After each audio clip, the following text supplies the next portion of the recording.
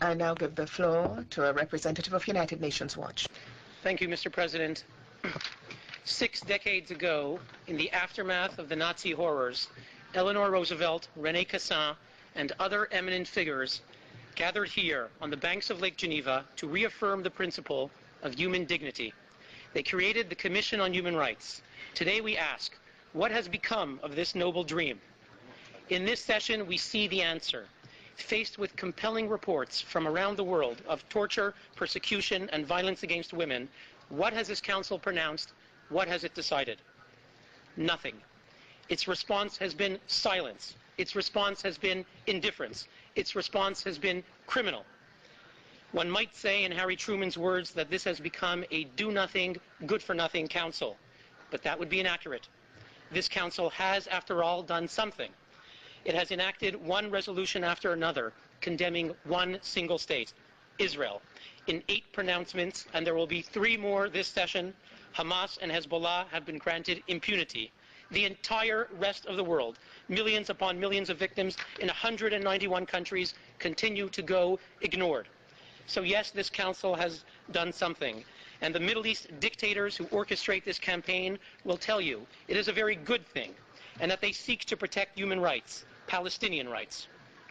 So too, the racist murderers of Darfur women, the rapists of Darfur women, tell us they care about the rights of Palestinian women. The occupiers of Tibet care about the occupied, and the butchers of Muslims in Chechnya care about Muslims. But do these self-proclaimed defenders truly care about Palestinian rights? Let us consider the past few months. More than 130 Palestinians were killed by Palestinian forces. This is 3 times the combined total that were the pretext for calling special sessions in July and November. Yet the champions of Palestinian rights, Ahmadinejad, Assad, Gaddafi, John Dugard, say nothing. Little 3-year-old boy Salam Balusha and his 2 brothers were murdered in their car by Prime Minister Haniyeh's troops. Why has this Council chosen silence? Because Israel could not be blamed. Because, in truth, the despots who run this Council couldn't care less about Palestinians or about any human rights.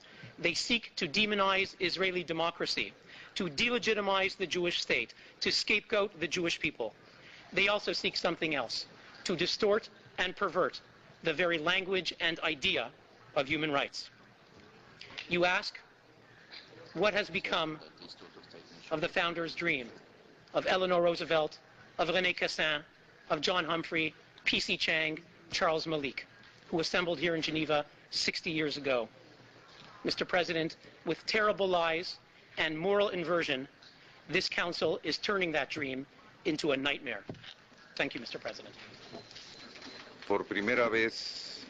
For the first time in the session, I will not express thanks for that statement.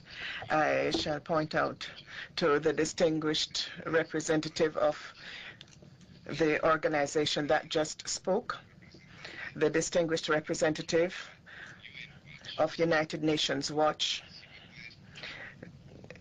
If you'd kindly listen to me, I am sorry that I'm not in a position to thank you for your statement.